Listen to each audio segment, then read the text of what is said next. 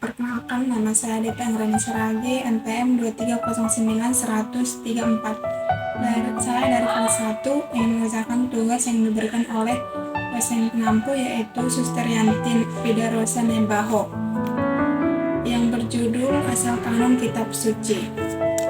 Yang pertama, Kitab Suci.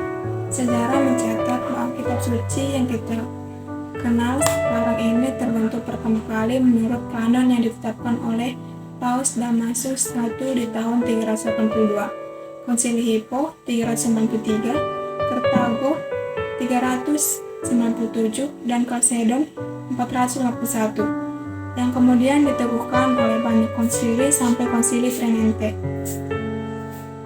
1543 sampai 1563. Pada saat ditetapkannya pertama kali oleh Paus Damasus I, kanon kitab suci terdiri dari 73 kitab.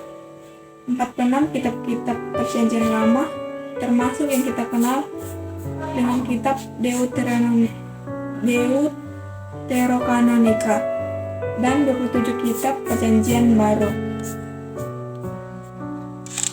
Yang kedua, Bibel yang suci. Bibel berasal dari kata Yunani biblos atau biblon. Kita mengenal kata Bibel dalam artian sekarang dari St. Hieronymus di abad keempat, yang menyebutnya sebagai the Holy Books atau the Books Tabipilia.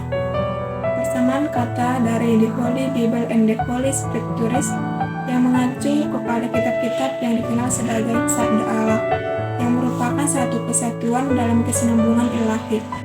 Yang ketiga, dalam bahasa apa kitab suci ditulis? Secara umum, terdapat 3 bahasa asli kitab suci. Yang pertama, bahasa Ibrani, digunakan dalam kitab-kitab dan berasal dari tradisi Yahudi. Penemuan Dead Sea Scrolls semakin memperkuat hal itu.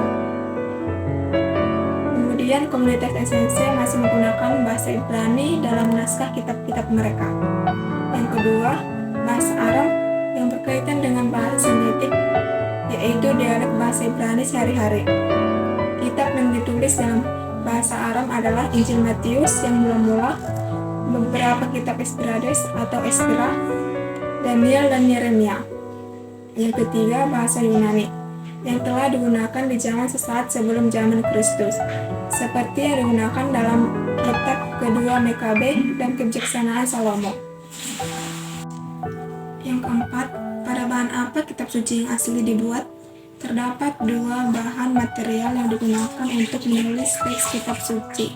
Yang pertama adalah papyrus, yaitu semacam batang rumput ilalang Mesir yang diratakan dan digabungkan dengan clothing menjadi asal-usul pembuatan kertas. Material ini lebih murah, namun lebih tidak tahan lama.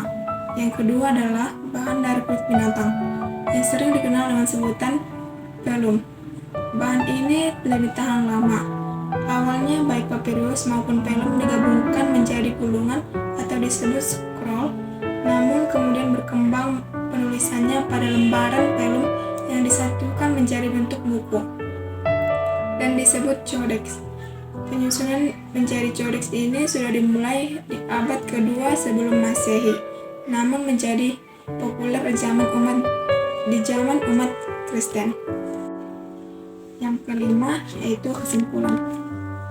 Pemahaman akan asal-usul terbentuknya kitab suci harusnya semakin membantu kita untuk mengakui bahwa sesungguhnya kitab suci, yaitu ajaran Kristus dan para rasul yang dituliskan, tidak terpisahkan dari tradisi suci atau ajaran lisan dari Kristus dan para rasul. Sebab kitab suci berasal dari ajaran lisan dari Kristus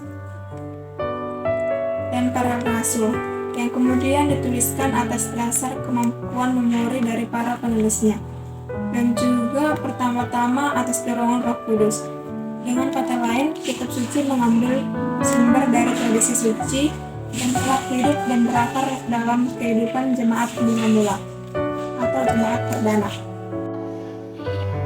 Cukup sekian pemaparan materi saya. Banyak kesalahan tutur kata atau pemaparan dari materi saya minta maaf. Sekian dari saya, terima kasih.